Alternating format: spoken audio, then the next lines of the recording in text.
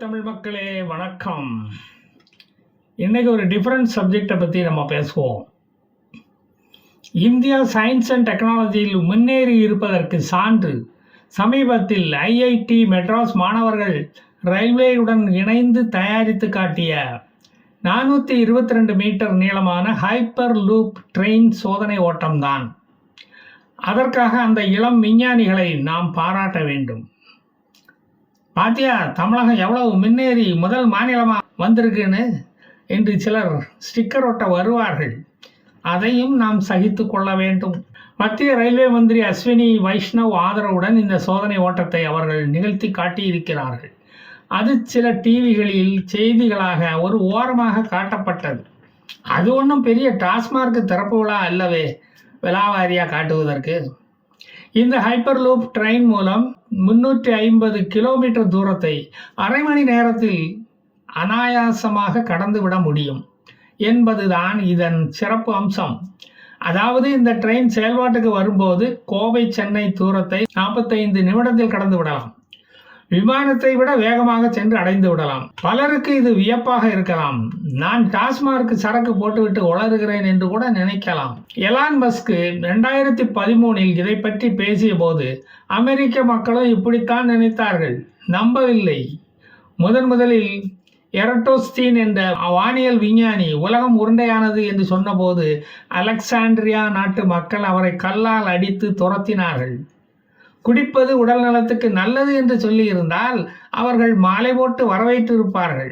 ஏன் 140 ரூபாய் சரக்கு 130 ரூபாய்க்கே கொடுத்து இருப்பார்கள். சரி, இது எப்படி இயங்குகிறது என்று பார்ப்போம். காற்று அழுத்தம் குறைந்த குழாயில் இந்த ட்ரெயினை எடை குறைந்ததாக நம்மால் ஆக்க முடியும். ஏர் லிஃப்ட் என்று அதை சொல்வார்கள். இதற்கு காற்று அழுத்தத்தை குறைப்பதற்கு நீண்ட குழாய் வடிவிலான அமைப்பு தேவை. ஏர் சக்ஷன் செய்து 90% ஏரை வெளியேற்றிவிட வேண்டும். அட்மாஸ்பரிக் ஏர் பிரஷர் குறைவாக இருக்க வேண்டும். காற்றின் உராய்வு ட்ரெயினில் மோதுவது குறைவாக இருக்க வேண்டும். அப்பதான் ட்ரெயின் வேகமாக முன்னோக்கி இயக்க முடியும். ட்ரெயினின் முன்பக்கத்தில் ராட்சத ஃபேன் ஒன்று வேகமாக சுழன்று முன்பக்க காற்றை தள்ளும். ஒரு ஏரோப்ளேன் இயங்குவது போலத்தான். அப்போது ஏற்படும் ஏர் பிரஷர் குறைவு ட்ரெயினை மேலே தூக்கிவிடும். அங்கே ஒரு மேக்னெட்டிக் ஃபீல்டு ஏற்படுத்தப்படும். அங்கு குறைவானதொரு வேக்குவம் கிரியேட் ஆகும். கரண்ட் மூலம் ட்ரெயினுக்கு அடியில் ஒரு எலக்ட்ரோ மேக்னெட்டிக் ஃபீல்டு ஏற்படுத்தப்படும். அதனால் ட்ரெயின் விலகாமல் ஒரே பாதையில் செல்லும்.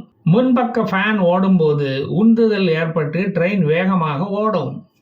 இதை எலான் மஸ்க் விவரித்து சொன்னபோது அமெரிக்க மக்கள் அவர் மேல் எறிவதற்கு கல்லை தேடவில்லை, வாய் பிளந்து கேட்டுக்கொண்டிருந்தார்கள். இதை எலான் மஸ்க் இந்த உலகத்துக்கு ஒரு 5th டிரான்ஸ்போர்ட் சிஸ்டம் என்று அறிவித்த போது பலர் சிரித்தார்கள். லூசு என்னமோ சொல்லுது அப்படின்னு. அவர்களுக்கு நம்பிக்கை இல்லை. இதன் விவரங்களை தமிழக அரசு போல் வெள்ளை அறிக்கையாக வெளியிட மறுத்து இருந்திருக்கலாம். ஆனால் அந்த தந்திரம் எல்லாம் எலான் மஸ்க்கு தெரியவில்லையே. 22/8/2013 அன்று எலான் மஸ்க் இதன் முழு விவரத்தையும் வெள்ளை அறிக்கையாக வெளியிட்டு விட்டார். இந்த டெக்னாலஜியை யார் வேண்டுமானாலும் பயன்படுத்திக் கொள்ளலாம் என்று அறிவித்தார். தியரி ஆஃப் ரிலேட்டிவிட்டியை ஆல்பர்ட் ஐன்ஸ்டீன் விஞ்ஞானிகள் கூட்டத்தில் விளக்கி சொன்ன போது கூட அதில் 2-3 பேருக்குத்தான் அது விளங்கியதாம். அதுபோல பலர் அங்கு மண்டையை சொரிந்து கொண்டு என்னடா இது நமது மூளைக்கு வந்த சோதனை என்று வருத்தப்பட்டு கொண்டார்கள்.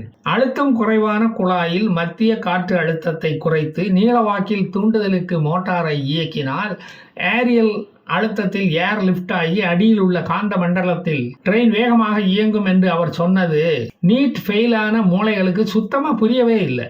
லாஸ் ஏஞ்சல்ஸ் நகரில் இருந்து செயின்ட் பிரான்சிஸ்கோ நகருக்கு இந்த ட்ரெயினை இயக்க 2 டெர்மினல்கள் தேவைப்பட்டது. அதற்காக டியூபோடியிலான டன்னல் அமைக்க வேண்டும். பாசஞ்சர்களை சுமந்து செல்லும் பெட்டிகளை தயாரிக்க வேண்டும். டன்னலில் ஏற்படுத்தப்படும் குறைந்த காற்று அழுத்தம் நகரும் ரயில் பெட்டிகளை ஓடுபாதையில் இருந்து தூக்கும் அளவுக்கு அங்கு உராய்வு அதிகமாக இருக்கக்கூடாது. ரயிலின் முன்பக்க ஃபேனை ரயில் இயக்கும், பெட்டிகளை நகர்த்தும். ஆனால் ஏனோ அந்த திட்டம் அப்போது கைவிடப்பட்டது. இது வேக்யூம் ட்ரெயின்களில் இருந்து சற்று மாறுபட்டது. இந்த ரயில் கண்ணிமைக்கும் நேரத்தில் பல மைல்களை கடந்திருக்கும். புரியாதவர்கள் உங்கள் கேள்விகளை எனக்கு அனுப்புங்கள். இதற்கான பாதை அமைக்கும் செலவு பல பில்லியன் அமெரிக்கன் டாலர்களை விழுங்கும் என்பதால் பல கடன் வாங்கும் அரசாங்கங்களுக்கு அது ஜீரணம் ஆகாது. இலான் மஸ்கின் ஸ்பேஸ் எக்ஸ் நிறுவனத்துடன் பல அமெரிக்க நிறுவனங்கள் கைகோர்த்தன. லூலு மால் மட்டும் ஒதுங்கி நின்று வேடிக்கை பார்த்தது. சுரண்டல் லாட்டரி ஸ்கீம் எதுவும் போட்டீங்கன்னா சொல்லி அனுப்புங்க, உடனே ஜாயிண்ட் வெஞ்சர் போட்டுக்கிறோம் அப்படின்னு சொன்னது. மூளையை உபயோகித்து போடுகிற திட்டமெல்லாம் நமக்கு சரிப்பட்டு வராதப்பா என்று ஒதுங்கி கொண்டது. தமிழகத்தின் சில விஞ்ஞானபூர்வமாக செயல்படும் விஞ்ஞானிகள் அப்படி கூறினார்கள். வீராணம் குழாயை போட்டு அதுக்குள்ளுக்கு ட்ரெயினை ஓட்ட போகுதான் இந்த பைத்தியங்கள். இது ஏழை மக்கள் குடியிருக்கிற இடமாச்சே, அதை கொஞ்சமாச்சும் நினைச்சு பார்த்தானா? எந்த மடையனாவது குழாய்க்குள்ள போய் ட்ரெயினை விடுவானா? ரூம் போட்டு யோசிக்கவே மாட்டாங்க போல இருக்க. வெறும் அசமஞ்சங்களாக எத்தனை நாளைக்கு தான் இருக்க போறானுங்களோ தெரியல. சுவிட்சர்லாந்தின் முனிச் நகரத்தில் 463 கிலோமீட்டர் வேகத்தில் ஒரு மாடல் மினியேச்சர் ட்ரெயின் ஒன்றை செய்து இயக்கி பார்த்தார்கள். ஸ்பேஸ் எக்ஸ் நிறுவனம் யாராவது இந்த திட்டத்தை செய்ய முன் வந்தால் அதற்காக ரயில் பெட்டிகளை நாங்களே செய்து தருகிறோம் என்றும் கூறி பார்த்தார். யாரும் அதற்கு அசையவில்லை.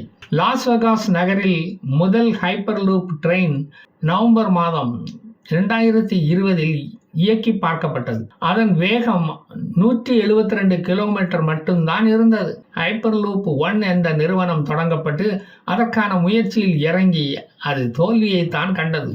கம்பெனியே திவாலானது. இந்த ட்ரெயினின் செயல்பாடுகள் எப்படி இருக்க வேண்டும் என்று அப்போது தீர்மானிக்கப்பட்டது. மற்ற ட்ரெயின்களைப் போல் ஒன்றுடன் ஒன்று மோதாமல் இருக்க வேண்டும். தனித்தனி பாதைகள் அமைக்கப்பட வேண்டும். ஆக்சிடென்ட் வராதவாறு தடுக்க செக்யூரிட்டி அரேஞ்ச்மெண்ட்ஸ் செய்ய வேண்டும். வந்தே பாரத் ட்ரெயினில் கல்லெறிவது மாதிரி வாய்ப்பு வசதிகள் எல்லாம் இந்த ட்ரெயினுக்கு இருக்கவே கூடாது. ஏரோப்ளைனை விட வேகமாக செல்ல வேண்டும். அப்பதான் நிறைய பயணிகள் வருவார்கள். அப்பதான் கட்டணம் குறைவாக வசூலிக்க முடியும். இதனுடைய வடிவம் மக்களை கவரும் விதமாக இருக்க வேண்டும். லீனியர் எலக்ட்ரிக்கல் மோஷனை கட்டுப்படுத்தும் வசதிகள் அதில் இருக்க வேண்டும். இந்த ட்ரெயினுக்கு லெவல் கிராசிங் எதுவும் இருக்கக்கூடாது. இது ரயில்வே மாதிரி தனி ஒரு டிபார்ட்மெண்ட்டின் கீழ் இயங்க வேண்டும். இதில் குட்ஸுகளை ஏற்றி செல்லும் வசதியும் இருக்க வேண்டும் என்று தீர்மானிக்கப்பட்டது. எலான் மஸ்க் அவருடைய ஸ்பேஸ் எக்ஸ் அலுவலகத்தில் இருந்து 1.6 கிலோமீட்டர் தூரத்துக்கு ஒரு ஹைப்பர் லூப் ட்ராக் ஒன்றை போட்டார். இதனுடைய டிசைன்களை மாற்றும் யோசனைகள் அப்போது ஏற்கப்பட்டன. மாசாசூசெட்ஸ் ஐடி நிறுவனம் ஒரு ட்ரெயின் வடிவத்தை வடிவமைத்து கொடுத்தது. அந்த ட்ரெயின் இப்பவும் அங்கு உள்ள மியூசியத்தில் உள்ளது.